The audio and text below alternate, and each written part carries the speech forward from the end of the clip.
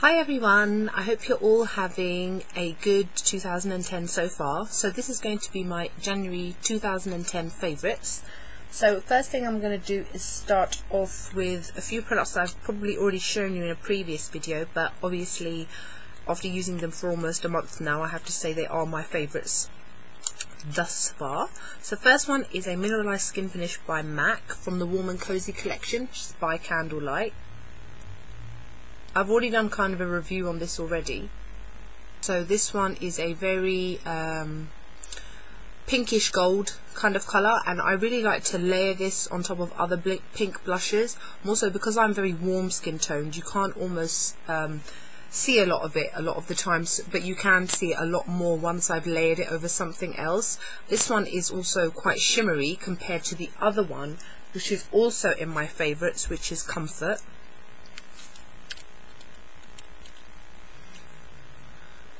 So this one is a very warm golden kind of colour, and this is probably my favourite product of the whole month. I've used it so many times. It's not too shimmery. It's great to use as a bronzer, or just to use it to contour, to highlight, to use it for most things really, and it really does go well with people who've got slightly darker skin tones as well, because I'm like an NC40, NC42, and this one is really flattering on me. So this is overall my favourite product of the month. Next one is another blush based product, which is from Gosh. It's a multicolour blush called Bronze Pie, and it looks like that. So it's almost like a little colour wheel, and it's got different types of bronzes in it, so goldy ones, brownish ones and greenish ones. This one is very shimmery on the cheek, but because it's got such a variety of different types of bronzes in it, it really does flatter any kind of skin tone. And then following on from that, I bought the other product, which is from the same kind of range. This is again a multicolour blush. It's called Pink Pie. So again, you can see it's very similar to the other one. It's got various different types of pink colours in it. This one again is extremely shimmery, and to be honest, I have to say that I have to use quite a bit of it for any colour to show up on my skin. But once I do achieve the colour that I want, it looks absolutely gorgeous. I think it's about £8.50, so I had to buy both of them because I was probably attracted to the actual design of it, the way that the colour wheel is done. But I really am glad that I bought both of these. Another product that I've got is MAC's Pincurl eyeshadow. It's a frost. So it's from the new Lovelace collection. I've been using this as a highlight, as it's got a very frosty pinkish blue tone to it. So I am really glad that I've got this colour, because I don't really have a kind of a highlight which is similar to that. Another product is MAC's Viva Glam V, which looks like that. So it is quite a pale pinky purple on me, and it has got a luster finish. And obviously this product it's a permanent product. It's been around for a long time, but I'd only managed to get around to buying it now, and I really do like it. Another one is NYX's lipstick in Snow White, which looks like this. So there you go, you can see it is a very lovely deep red colour, and NYX's lipsticks, ones like these, have got a very satiny finish to it, and my one's got like a little hole in it for some reason, which is really weird. But overall I absolutely love this colour. It's gorgeous, and I love the way that it feels on my lips. The texture is great. It's not sticky, but it doesn't come off too quickly either. Another one that I've got is Carmex lip balm, which I've always used my Burt's Bees ones, and I've actually got no problem with it at all, but I just wanted to try something a little bit different.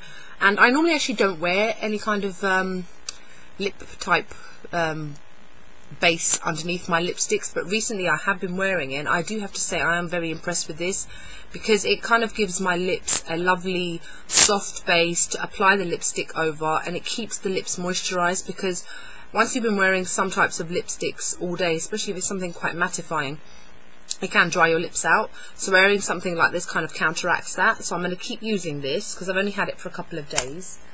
Another bronzing type blush, I've got quite a lot of these this month, isn't it, is Barry M's Natural Dazzle. So it looks like that. This bronzer is a very almost plummy bronze.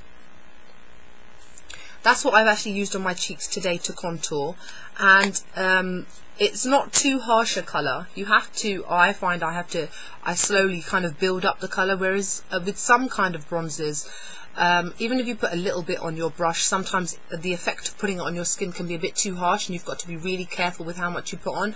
I don't find that with this one. This one is very buildable, and I like that about this. And it is a relatively new product. It's only been out for a couple of months, so I'm glad that I finally purchased it. Another product is OPI's nail lacquer from the new Alice in Wonderland collection. So I got 2 of them. I think there are 5 or 4 altogether in the collection. The other 2 are 2 types of reds. But to be honest, I found them quite dupeable. There are so many different colours out there that look very similar to it, and I do find OPI's colours to be quite expensive. I mean, I generally just stick to ones like Rimmel or Boots' number 7 because they're cheap.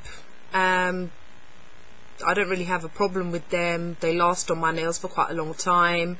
I mean, I know OPI have got a really good reputation on that, but I spent £10 each on these, and I don't really generally spend that much on nail polishes, especially when there are such large drugstore ranges out there where you can get similar colours. But the 2 that I got, so this blue one is called Absolutely Alice. So it is a very sparkly blue, as you can see. Not worn this one just yet, because I only got it about 2 days ago. And the next one is called Mad as a Hatter. So as you can see, it is full of various different types of multicoloured sparkles, and you can see it on my nail as well. You have to put about 2 coats to actually get the colour to show up properly. But so far, can you see my middle finger? It's already chipped off the bottom. So again, and what I said about an expensive nail polish like this, yet in less than 24 hours, because I put this on my nails yesterday, the colour's already chipped off the bottom one. So I'm not too happy about that. But I do overall really like the colour. It's really sparkly, very typical of what you would imagine Alice in Wonderland to be, very different, very out there. The other 2 colours, I mean, there are 2 different types of red, so it's up to you whether or not you want to actually go out and buy them. And now the last product that I've got is Philosophy's Coconut Frosting Salt Scrub. So I really do like salt scrubs, sea salt scrubs, because I really like the scrubbiness of those kind of scrubs, because you know you can get ones which are quite soft, quite gentle, and I just don't feel that I'm being exfoliated enough. Plus I absolutely love anything coconut scented. Oh, it's lovely. Reminds me of the same coconut smell as Body Shop stuff. So it looks like that. I've already used a little bit of it. I think I've used it 2-3 times. What I find is, because I don't know how other people use their scrubs, I always kind of shave my legs in the shower and then I use a scrub. I know you're supposed to do it the other way around, but for some reason I've always got into that habit, and I've never had the same problem with other scrubs.